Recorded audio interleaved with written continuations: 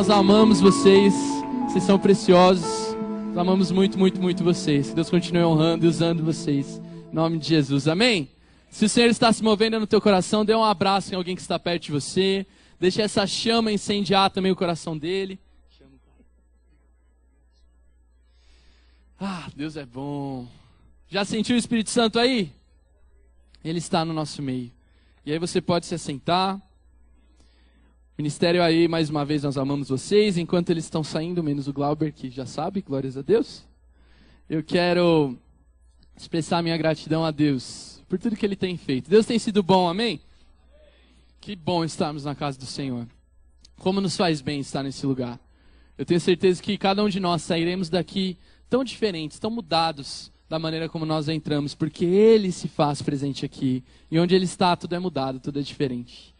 Essa noite eu terei o privilégio de compartilhar com muito temor, mas com muita alegria, a palavra nesse culto. E eu quero, mais uma vez, expressar minha gratidão ao Senhor pela vida do apóstolo Joel, pela nossa liderança, pela nossa igreja, a quem tanto amamos. E que nessa noite você possa receber tudo aquilo que Deus tem preparado para a tua vida, em nome de Jesus. Amém? Eu queria pedir que você já fosse abrindo sua Bíblia aí, vamos ganhar tempo. No livro de Tito, a carta Tito, capítulo 2, acha aí que ela está na Bíblia. Procura com um pouquinho de vontade, você vai chegar lá. Depois dessa atmosfera de fé, adoração fluindo no nosso meio, então você está rápido na Bíblia aí, amém? Tito, capítulo 2, enquanto você procura também expressar a nossa gratidão a Deus por tudo que Ele tem feito. Quantos estiveram ontem lá na Cantareira? Como é bom ver o agir do Senhor, não é verdade? Deus tem sido tão bom conosco, tem nos presenteado com um lugar tão precioso. Essa semana a gente vai para lá com acampamentos adolescentes e aquele lugar continuará sendo para a glória e honra do nome do Senhor, para que muitas vidas o conheçam, muitas famílias sejam transformadas em nome de Jesus. Tito, capítulo 2, versículo 11, quem achou dizer eu achei. Então vamos ler, diz assim: porque a graça de Deus se manifestou salvadora a todos os homens. E ela nos ensina a renunciar à impiedade e às paixões mundanas e a viver de maneira sensata, justa e piedosa nesta era presente. Queridos, o tema desta palavra nós vamos falar a respeito de graça. Mas o tema, a frase é: não achei graça. Nós vamos falar sobre isso, já já você vai entender. E antes deixa eu te fazer uma pergunta. Alguma vez você já foi contar uma piada numa rodinha de amigos? E aí você terminou a piada, nada aconteceu, o pessoal não entendeu que terminou, ficou aquele silêncio constrangedor, você tentou inventar no final da piada, não deu certo, mas no fim a pessoa não achou graça. Você já passou por isso? Ou momento constrangedor esse, não é verdade? E eu não sou exatamente uma pessoa piadista, aliás, nesses 21 anos de igreja eu não lembro de alguma vez que eu tenha contado uma piada aqui em cima, mas tudo tem uma primeira vez, não é verdade? Então, olha para a pessoa que está do teu lado, essa é uma pessoa cheia de graça, amém? Alegre, sorridente, olha que culto alegre nós estamos, então nós vamos ousar aqui hoje. Eu vou falar sobre graça e vou começar contando 3 piadinhas, olha só que diferente. Eu não sou exatamente pastor piadista, o pastor Aurino, né? Eu já disse, ele puxou toda a cota piadista dos pastores, mas vamos tentar, o Glauber está esperto aí também. E aí, peguei piadas que eu peguei aqui com o pessoal da igreja, são piadas, né, não sei se autorais nossas ou pelo menos contadas pela galera aqui da igreja. Vocês estão preparados para dar umas risadas? Mesmo que você não ache graça, você é uma pessoa cheia de graça, você ri, amém? Olha só como você é legal. Ó, primeira piada bíblica. Quantos aqui cresceram na igreja, escola bíblica, ministério infantil? Eu também, então vamos lá. Joãozinho chegou para a professora do ministério infantil e falou: professora, você sabia que Jacó era analfabeto? E a professora falou: imagina, Joãozinho, de onde você tirou isso? E aí Joãozinho respondeu: eu li na Bíblia, Jacó amava tanto Raquel e não lia. Ó, foi ótimo, hein? Meu garoto, isso aí tá coreografado já. Segunda piada, sobre a origem da humanidade. Joãozinho, de novo, chegou para a mamãe e falou: mamãe, qual é a origem da humanidade? De onde é que nós viemos? E aí a mamãe contou toda a história da criação, como Deus foi perfeito e tal. E aí Joãozinho falou: olha, mas eu falei com o papai, e o papai falou que a gente veio do macaco. Aí a mamãe falou: uma coisa é a família da sua mãe, outra coisa é a família do papai. Isso aí. Créditos à minha esposa por essa. Terceira e última piada, aleluias. Um homem vendedor de uma empresa de medicamentos está em viagem. Terminando o dia, ele chega no hotel, resolve mandar uma mensagem para sua esposa. O problema é que ele erra um número e a mensagem acaba indo para uma outra mulher que estava enfrentando um momento de falecimento do seu marido, muito difícil. Então aquela mulher recebe a seguinte mensagem e entra em pânico: amor, eu cheguei em paz e já reservei uma vaga para você. Se prepara, você vem na semana que vem, nós vamos estar juntos. E não precisa trazer muita roupa, porque aqui está um calor. Aplauda o Senhor pela vida do Glauber. Você é o cara, sem você nada disso existiria, aleluias. Bom, vamos lá. Por que eu quero falar sobre graça? Eu comecei falando sobre isso. É interessante porque no nosso idioma, no português, a palavra graça, no seu sentido bíblico, ela também, essa mesma palavra graça, vale para essas situações do nosso dia a dia. Não é assim no grego original, não é assim no inglês, não é assim em muitos idiomas, mas no português é. E isso é legal, porque a graça, no sentido correto da palavra, a graça na Bíblia, vem do grego a palavra charis, tem a mesma origem semântica ali da palavra gratidão, amabilidade, doçura, alegria, agradabilidade. Pessoas que são cheias de graça são pessoas felizes. Vê se tem alguém cheio de graça aí perto de você. Pessoas felizes, pessoas gratas, pessoas sorridentes, pessoas doces. Não há nada mais difícil do que conviver com uma pessoa que sempre está lá amargando as situações, não é verdade? Existem pessoas que escolhem ver o mal em tudo, mas existem pessoas que insistem em ser boas, insistem em ver o bem, insistem em amar, insistem em ser agradáveis, insistem em ser gratas. Como é bom estar cercado de pessoas que são gratas, não é verdade? Pessoas que transbordam gratidão. Isso nos faz bem, isso é doçura. E por isso, no português serve tão bem para nós a expressão achar graça, porque é literalmente isso, é encontrar alegria, é encontrar felicidade, é encontrar doçura. Isso é graça. E assim é também no seu sentido original na palavra. Graça, nós todos como cristãos costumamos entender como um favor imerecido. O dom que nós não merecíamos, um presente de Deus que nenhum de nós mereceríamos. Mas Ele nos deu. E nada daquilo que nós possamos fazer muda o fato que Ele já nos deu. Esse é um presente que nós recebemos e é o melhor de todos os presentes. Nós podemos levar essa vida cheia de graça, uma vida doce, uma vida feliz, abundante, leve. Ou nós podemos, ainda cristãos, ainda no meio do cristianismo, no meio da fé, a gente ainda assim pode levar uma vida amarga. Tantos e tantos cristãos não vivem vidas, perdão com a palavra, mas meio azedas, sempre reclamando, sempre murmurando. Mas há tantas pessoas que nos inspiram, né? Na nossa igreja é cheio de exemplo, o apóstolo Joel está aqui é um exemplo. Pessoas que são cheias de alegria, cheias de graça e nos faz tão bem estar perto delas. Que nós também possamos ser pessoas assim, amém? A palavra graça, o termo graça, aparece 158 vezes no Novo Testamento. E às vezes nós falamos pouco disso, ou às vezes nós pouco procuramos aprender sobre isso. Mas é algo tão precioso, é um dos cernes, é um dos pontos centrais da fé cristã, é a graça. C.S. Lewis escreveu que um homem cheio de pacotes, ele não consegue receber um presente, por melhor que ele seja. E às vezes nós somos assim, nós estamos vivendo vidas tão pesadas, porque nós estamos já com as mãos cheias de pacotes. Nós chegamos aqui carregados das frustrações, das tristezas, das situações que não foram como a gente esperava, das situações que nos feriram, nos traíram, nos magoaram. Nós estamos carregados de pacotes. E essa vida plena e abundante está ali, sendo entregue para nós. Mas a gente está tão carregado que a gente não consegue receber o presente. Nós não podemos ser assim como cristãos. Jesus tem graça sobre você nessa noite. Jesus tem esse presente maravilhoso que vale muito mais do que qualquer pacote que nós possamos carregar.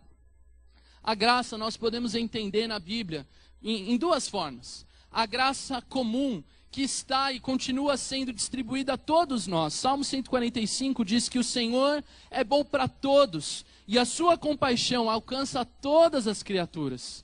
Querido, a única razão da Terra ainda não ter explodido com asteroide é porque Deus continua nos amando. Deus continua escolhendo amar a humanidade. Deus continua escolhendo dar uma nova chance à sua criação. Deus é bom. Deus é perfeito. Ele é bom. Isso é a graça que está manifesta para todos. Mas existe a graça salvadora, a graça redentora, que é a graça de Jesus manifesta, como está em João 3,16. Deus amou o mundo, mas não parou aí. De tal maneira que Ele enviou o seu Filho unigênito. E Jesus se deu por nós. para que todo aquele que nele crê, em Jesus crê, não pereça, mas tenha a vida eterna. Isso é graça. É Deus olhando para nós e nos amando de tal forma que envia o seu único filho para morrer por nós, se dar por nós. E todos aqueles que recebem a Jesus são novas criaturas. Tudo aquilo que ficou para trás, e tudo se faz novo. Isso é graça. E na palavra de Deus, nós podemos aprender tanto sobre isso. Há tantos exemplos, tantos princípios preciosos. Mas eu gostaria de voltar ao nosso tema. Não achei graça. Porque existem histórias na Bíblia também de pessoas que tiveram um encontro real com Deus, com Jesus. A gente vai focar no Novo Testamento, então, com Jesus. Mas que ainda assim não encontraram graça. Até encontraram Jesus. Isso parece uma coisa meio estranha, eu sei. Mas pessoas que até encontraram Jesus, mas na verdade não foram libertas pela graça de Jesus. E eu quero compartilhar esses textos ou essas histórias com vocês. Abra sua Bíblia em João capítulo 12. E nós vamos falar sobre alguém que encontrou Jesus, caminhou com Jesus, mas talvez não se permitiu ser mudado pela graça de Jesus. Hoje a gente vai ler bastante, amém? Se por acaso aí ficar rápido demais, você acompanha pela televisão, os textos já estão lá prontinhos e o pessoal é super rápido no gatilho. Mas abra aí João capítulo 12, pelo menos esse primeiro vamos ler juntos. João capítulo 12, de 1 a 6. Essa primeira operação da graça, primeira transformação que a graça opera em nós. Eu quero falar sobre isso. Achar graça muda o nosso senso de valor. Diga senso de valor. Parece não fazer sentido, mas já vai fazer. E eu quero falar sobre alguém que não achou essa graça e não foi mudado no seu senso de valor. João capítulo 12, a palavra diz assim: 6 dias antes da Páscoa, Jesus chegou a Betânia, onde vivia Lázaro, a quem ressuscitara dentre os mortos. E ali prepararam um jantar para Jesus. Marta servia, enquanto Lázaro estava à mesa com ele. Então Maria pegou um frasco de nardo puro, que era um perfume caro, derramou sobre os pés de Jesus e os enxugou com os seus cabelos. E a casa encheu-se com a fragrância do perfume. Mas um dos seus discípulos, Judas Iscariotes, que mais tarde iria traí-lo, fez uma objeção. Porque esse perfume não foi vendido e o dinheiro dado aos pobres seriam 300 denários. 300 denários são 300 dias de trabalho, um ano de trabalho. Ele não falou isso por se interessar pelos pobres, mas porque era ladrão, sendo responsável pela bolsa de dinheiro e costumava tirar o que nela era colocado. Nós olhamos para essa história e normalmente nós olhamos para a pessoa central dessa história mesmo, que é Maria, que tem essa atitude tão linda diante de Jesus. E a gente já vai falar sobre ela. Mas primeiro eu quero falar sobre alguém que não teve o seu senso de valor mudado, ainda que caminhasse com Jesus por anos, como caminhou. Judas Iscariotes. Judas teve um privilégio que nós não tivemos. Nós, apesar de caminharmos com Jesus, fisicamente, humanamente, Judas caminhou ao lado de Jesus, enquanto Jesus estava na terra. Judas viu aquilo que nós lemos hoje. Judas viu aquilo de que nós ouvimos. Histórias de curas, testemunhos, milagres, prodígios, multiplicação. Ele testemunhou, viu com seus próprios olhos. Talvez pareça até impossível alguém que viu tudo aquilo ainda assim se permitir trair, mas foi exatamente o que aconteceu com Judas. Judas encontrou Jesus, mas Judas não se permitiu ser liberto e transformado pela graça em Jesus. Claro que tudo há um propósito, havia um propósito a ser cumprido, eu sei disso, mas vamos analisar a vida deste homem. Judas, então, ele faz aquele questionamento quando Maria quebra o vaso aos pés de Jesus. Não porque ele estava preocupado com a sociedade, com os pobres, com as pessoas que podiam ser ajudadas, mas porque ele era avarento, ganancioso, ladrão, roubava aquele dinheiro. Judas, então, apesar de caminhar com Jesus, não achou graça que pudesse transformá-lo. A graça poderia, mas ele não se permitiu ser transformado por aquela graça. Mas aquela atitude de Maria foi tão preciosa para Jesus que a Bíblia conta em Mateus capítulo 26, quando há outra narrativa dessa mesma história, que onde o evangelho fosse pregado, seria contado em memória o testemunho daquela mulher. Aquilo agradou Jesus, por X razões que nós poderíamos tentar entender, mas aquilo foi algo muito precioso, e até hoje nós lembramos da história daquilo que Maria fez aos pés de Jesus. Mas Judas Judas não teve o seu senso de valor mudado. E isso serve muito para nós como cristãos, querido. Porque nós podemos caminhar com Jesus, talvez por anos a fio. Nós podemos ver tantas coisas e testemunhar tantas coisas, mas ainda assim, vir a Jesus e não permitir o nosso senso de valor e de prioridade serem mudados. Judas estava com os seus olhos nos tesouros dessa terra. E ele não poupou ganância, esforços, avareza para chegar onde ele queria chegar e conquistar o que ele queria conquistar. E tantos de nós somos tentados ainda hoje com isso. Tantos de nós não somos tentados na nossa avareza, na nossa ganância. Você pode olhar para o mercado de trabalho hoje e ver tantas pessoas que não têm problema algum em puxar o tapete do próximo, em difamar o seu companheiro de trabalho, em de alguma forma pisar nas pessoas só para conseguir crescer. Pessoas que não se importam em usar pessoas para conquistar coisas. Uma inversão gigante de valores que cai sobre a nossa sociedade hoje. Judas estava numa situação assim. A ganância havia tomado conta do seu coração. E tantos de nós também não invertemos as prioridades. Há prioridades nas nossas vidas. Todos precisamos conquistar, trabalhar, isso é nobre, isso é correto.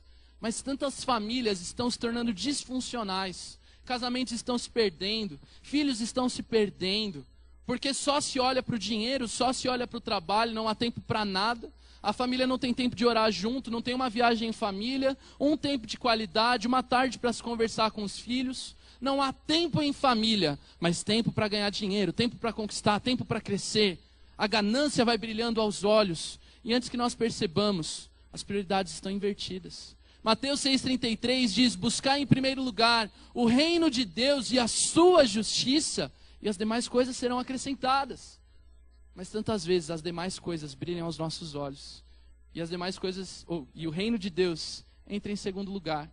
Falta tempo de oração em família, não dá tempo de vir para a igreja, não dá tempo de ir para a célula, não dá tempo de chegar em nenhum compromisso da fé junto com os irmãos, de ser edificado. Queridos, nós precisamos rever as nossas prioridades. Só ver Jesus, só admirar o ministério de Jesus, não significa que automaticamente o senso de valor em nós será mudado. Não funcionou com Judas, e Judas estava mais perto de Jesus do que qualquer um de nós humanamente poderíamos estar. Mas a segunda pessoa dessa história é alguém que sim teve o seu senso de valor mudado, que foi Maria, Maria de Betânia, irmã de Lázaro, irmã de Marta. Maria, querido, talvez por qualquer razão, ela guardava aquele vaso tão precioso. E eu amo essa história, porque essa história ela sempre me emociona muito. Porque, querido, quando nós amamos Jesus de verdade, todas as outras